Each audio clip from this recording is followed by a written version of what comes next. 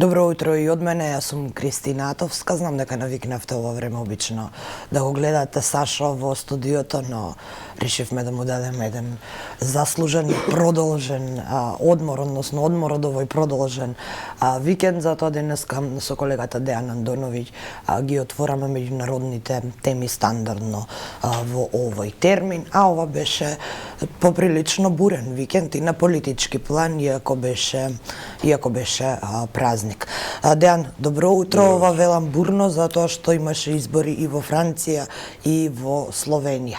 Ајде прво, ќе почнеме прво со Словенија. Па со Словенија, Јанез Јанша, долгогодишниот политичар и премиер на Словенија, десничарот Јанша, изгуби на овие избори парламентарни, очекувано изгуби, бидејќи изгуби од човек кој, да кажеме, е нов во политиката и кој е, нели, левичар и кој сасвим поинаква политика планира да ја прави словенечката политика во иднина. Се смета дека Јанша беше еден од блиските луѓе на она трио Орбан, Вучич, Додик, оние десничари кои во регионот се обидуваат да и се спротивставуваат на Европската унија и незините, да кажеме, незините политики. Беше близок и до Москва, но кога почна украинската криза, односно од кога Русија направи една специјална операција која се уште трае и за која подоцна ќе збориме, се обиде да се излече од тој круг десничарски, би кажал, за да добие поени, бидејќи препозна дека доколку го поддржува Путин и понатаму може да ги загуби изборите, се обиде да го осуди Путин, се обиде да отиде во Украина, не се обиде, него отиде со своите словачки и чешки колеги, ми се чини отидоа во Вишеградската група, го посетија Киев, да, но тоа не му помогна. Наспроти неговиот, да кажеме, колега по политичка ориентација Виктор Орбан, кој си задржа да биде доследен во својата десничарска политика и успеа да победи. Што имаме денеска? Денеска имаме дека од оние десничари кои влегоа во овој изборен круг, нели, редовен, освен Орбан и Вучич кои победија, Лепен изгуби, иако не беше актуелен председател, а беше фаворит, и изгуби и Јанша, останува уште Милорад Додик, кој во септември треба да се соочи со босанското гласачко тело и да видиме дали таму десничарите. Словенците на големо организираа протести за многу работи против владењето на Јанша. Па, изминатиот период Јанша, владата на Јанша имаше многу контроверзни одлуки. Ние со колегата Ордановски разговаравме, бидејќи сме малце нели повозрастни, па се сеќаваме точно политичката фигура на Јанша, што све правеше уште во поранешна СФРЈ, кога беше еден од првите дисиденти во распадот на тогашната СФРЈ. Тој тогаш беше министер беше републички, тогаш републиките има своја влада, па беше републички министер за одбрана, па беше уапсен од тогашната Југословенска народна армија, бидејќи се обидуваше да ја отцепи Словенија од СФРЈ. Значи, зошто го велам ова? Овие 30 години има една контраверзна политика, Словенија ја тераше на десно, успеваше со некое лабаво мнозинство да ја раководи, се поврзуваше со некои политики кои не беа баш со големо воодушевување гледано во европски Брисел, но сега ми се чини дека казната му стигна, зборувам политичка. Едно од коментарите беше дека Јанша загуби, бидејќи на словенците им здосади триаголникот Јанша, Вучич, Орбан. Роберт Голоб, човекот кој ќе го наследи, допрва почнуваат преговорите за составување влада. Тој очекува социјалдемократите на Тања Фајон да влезат. Да влезат. Значи, тој практично, иако не официјално е мандаторот, тој ќе ја формира, ќе го формира парламентарното мнозинство. Роберт Голоб е релативно... Може ли да очекува преметување на неговите планови за коалицирање со социјалдемократите и со левица? Јас мислам дека не, јас мислам дека он веќе сигурно ќе биде идниот премиер на Словенија и мислам дека Роберт Голоб ја има и поддршката на меѓународната заедница, бидејќи експресно му беше честитана победата веднаш од кога излега оние прелиминарни резултати. Повторно ќе кажам, Јанез Јанша некако како сите да чека, ова е моје слободно размислување, како сите да чека во Европската унија, да му дојде крајот на тој тип на владење. Се разбира, Јанез Јанша останува политичар кој ќе биде у кондиција, кој ќе биде опозиција, кој може би на следните избори ќе успее да се врати, но сега за сега ми се чини дека многу благонаклонно гледаат, бидејќи повторно ќе кажам, неговата политика шеташе лево десно, особено велам беше поддржувач на онаа една десничарска политика и кога го препозна мигот на опасноста од ова што се случува во Украина, дури тогаш се обиде да изманеврира и да го осуди Путин, меѓутоа многумина не му веруваа во Европа дека тоа сериозно го мисли, него му беше во насока на изборите кои следува, добивање политички поени. Се разбира, ќе видиме како сето тоа ќе оди, ќе видиме овој нов нивен премиер Голуб како ќе се однесува, бидејќи повторно ќе кажем, тој е релативно нов политичар, релативно не знаеме каков ќе биде, барем јас лично не знам, но верувам дека во наредниот период многу брзо ќе се види во која насока ќе оди Словенија, а знаеме дека Словенија секогаш е блиска до на европска идеја. Ајде сега да поразговараме за изборите во Франција, таму е можеби поочекуван резултатот Макрон да остане на власт, десничарката Ле Пен ги изгуби изборите. По трет пат ги загуби изборите. Но најави дека останува да се бори за предстојните парламентарни. Вака, Макрон беше очекуван, но до првиот круг. Во првиот круг од претседателските избори пред 2 недели, многу тесно, речиси и неизвестно беше неговата победа и влезот во вториот изборен круг, особено што Ле Пен, научена од своите грешки во претходните 2 изборни циклуси, кога на некој начин и беше прегазена од Макрон, ги поправи тие грешки, но не успеа коалициониот капацитет на десничарите да ги освои тие гласови, за разлика од Макрон, кој ги добие оние центристичките и левите гласови пред се на Меланшон, кој најави дека нема да поддржи никој, но дека Ле Пен не сме да победи. Тоа беше неговата изјава на Меланшон, кој беше третиот пласиран на тие во првиот круг од претседателските избори, практично упатувајќи порака на французите дека нема да им сугерира за кого да гласат, но не смее да победи Ле Пен. Стравото до на екстремна десница. Екстремна десница, но тој сега морам да признам дека имаше една друга филозофија за парламентарните избори во јуни, ми се чини, се случуваат во Франција, значи има и други избори, каде што он веќе се гледа себе си како голем фаворит во парламентот, бидејќи ајде претседателот избран, но и бројот на мандатите у идниот француски парламент ќе биде многу важен, што најверојатно ќе се одлучува, ми се чини, во јуни.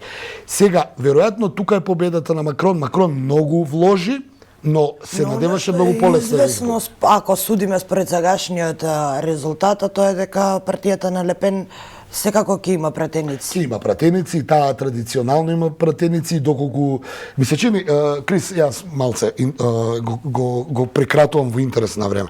Ми се чини дека украинскава криза многу ги помати овие политички игри. Според моје некој размислување, секој беше полесно ако не беше руската специјална операција, агресија, интервенција, инвазија, како и да ја наречеме, врз Украина, бидејќи тоа ги помати сметките. Ако до претходно оние некои десничарски политичари пред своето гласачко тело креира јавно мислење анти-НАТО, анти-Запад, бидејќи да подсетам, Западот беше во оние војни, ќе подсетам Авганистан. Партијата на Ле Пен е една од нив. Да, партијата на Ле Пен беше многу блиска. И таа заговараше излегување на Франција од НАТО. Помеѓу останатото и тоа, но таа го креираше своето гласачко тело врз основа на едно од адутите и беше блискоста со големиот Владимир Путин, кој допред воената интервенција врз Украина беше на некој начин престиж да бидете у добри односи со него. Одеднашка се помати. Путин одеднашка е инкриминиран дека е сега новиот, да кажеме, ајде Хитлер, се условно речено, и одеднашка сите треба да се оградат од него. Повторно ќе кажам, ми се чини добитната комбинација се покажа доколку си ја продолжите политиката како што тоа го направи Орбан, тој не се откажа од Путин. Нормално, не вели дека е близок со Путин, но не се оддалечуваше од Путин, и исто така Вучич. Макрон што направи? Макрон се обиде да биде посредник во руско-украинската криза и тој како политичар и опонираше на САД и пред се на Британија околу политиката кон Русија, меѓутоа и тој конечно одлучи Франција да биде, нели, во истој пакет против руската инвазија.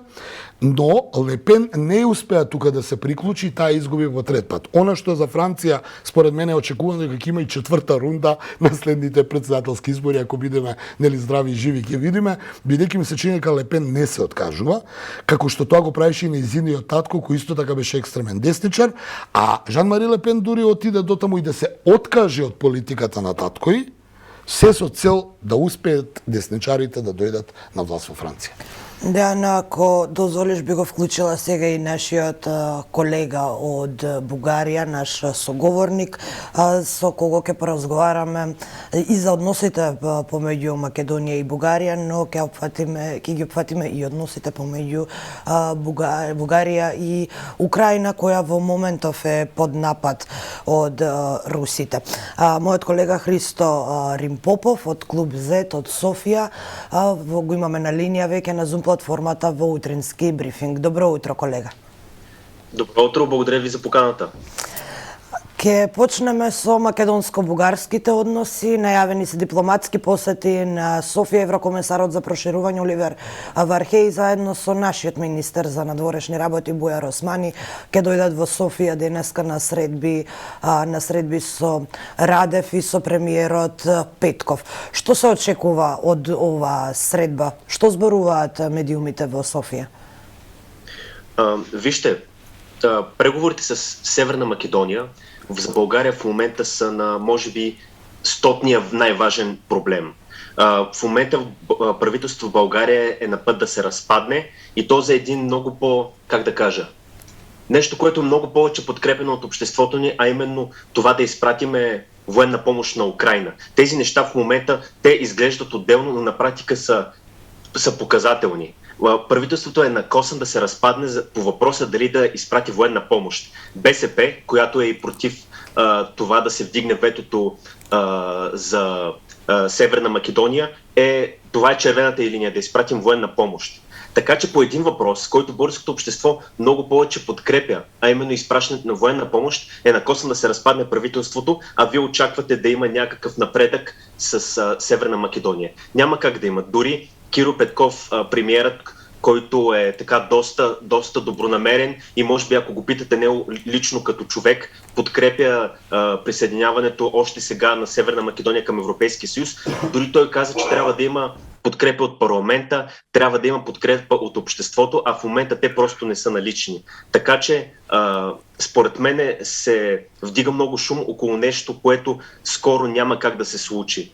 Идеята, че България може да подкрепи еврочленството на Северна Македония точно в този момент.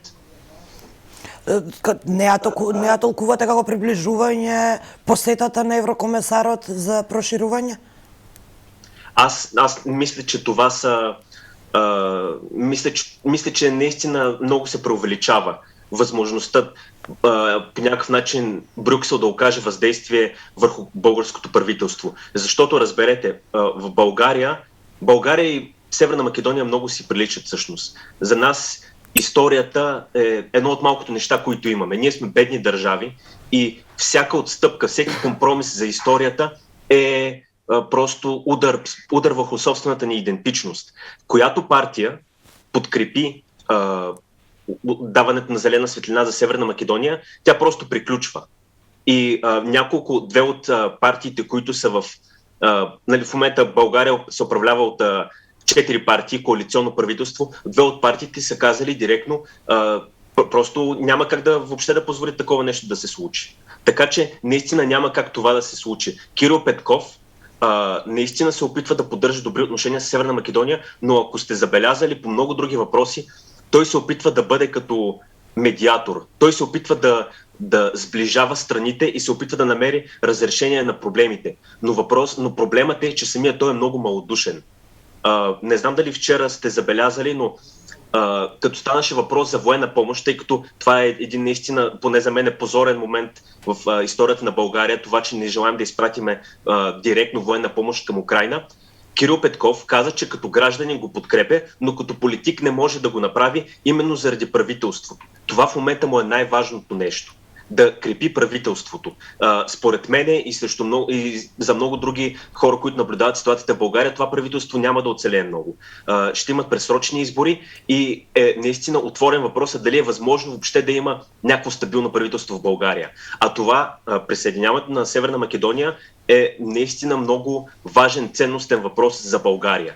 И трябва наистина много неща да се променят, може би много време да мине, може би да се намери по някакъв различен начин компромис между страните, за да се даде зелена светлина. Аз лично не вярвам да има напредък по този въпрос сега в момента. Така велите дека кризата, односно војната во Украина ќе ги заседни овие напори за да се одблокира Македонија на својот евроинтегративен пат. Кога сме на односите со Украина, навистина беше бурно, ја следам и таму политиката. Бевте посетени од украинскиот министер за надворешни работи Кулеба, кој инсистираше на конкретен одговор за тоа дали Бугарија ја поддржува Украина во оваа војна, а поддршката ја побара и во конкретно оружје. Впрочем, тоа е главна тема во бугарските медиуми. Откако изјави премиерот Петков дека тоа нема да го направи, потоа излезе во јавност и ги повика граѓаните да донираат по една своја плата. Како беше тоа дочекано во Бугарија од народот? В България мисля, че се прие изключително. Мисля, че много хора са разочаровани от правителството. Вие, ако наблюдавате през последните седмици, доверието му мисля, че се е смалило с 10-20%. Наистина много хора са разочаровани и изглежда жалко, защото председателката на външната комисия в Народното ни събрание обяви, че визитата на Кулеба е протоколна. Той просто явно е решил да си дойде на рождения ден в България за няколко дни. И това е видно за всички.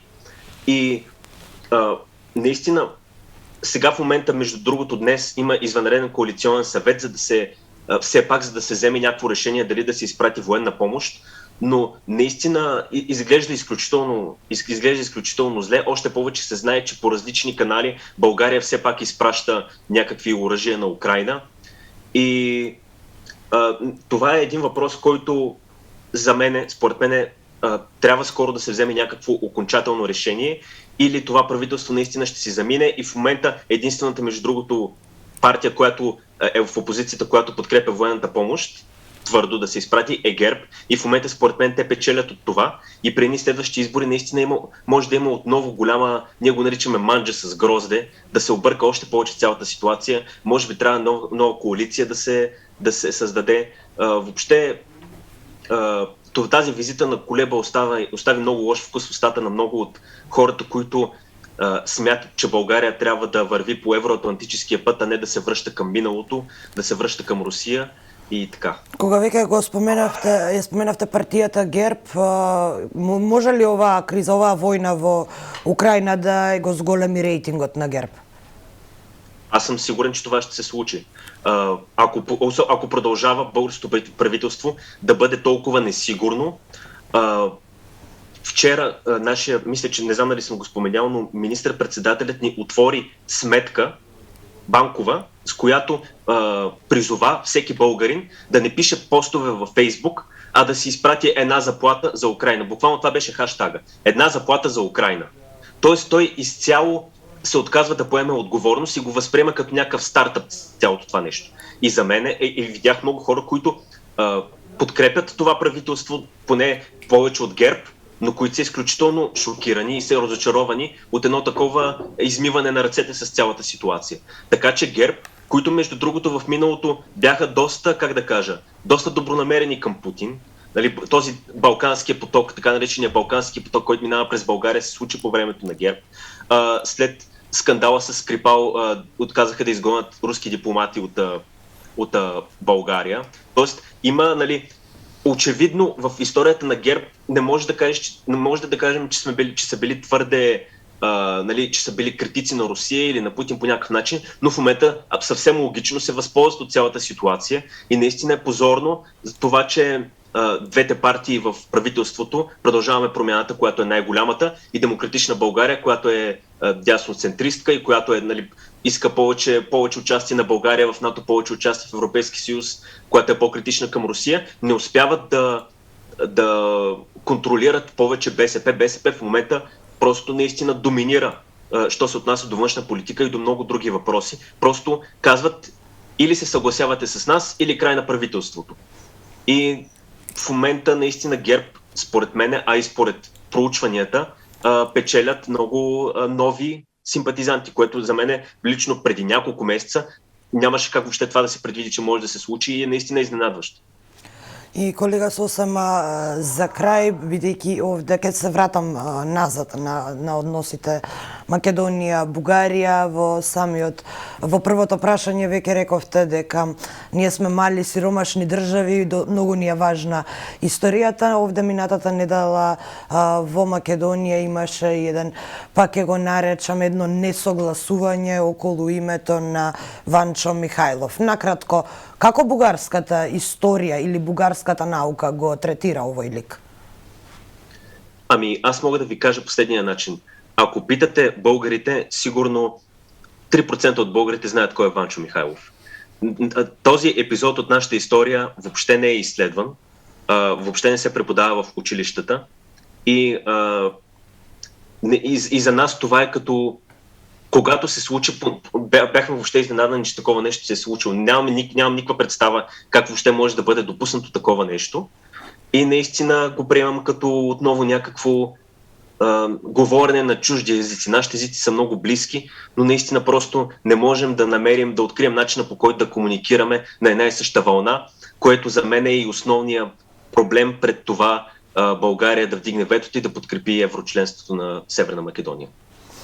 Колега, благодарам многу за ова вклучување од Софија. Ние остануваме во контакт и секако ќе ги следиме и понатаму македонско-бугарските односи, како ќе се развиваат и со овој спор.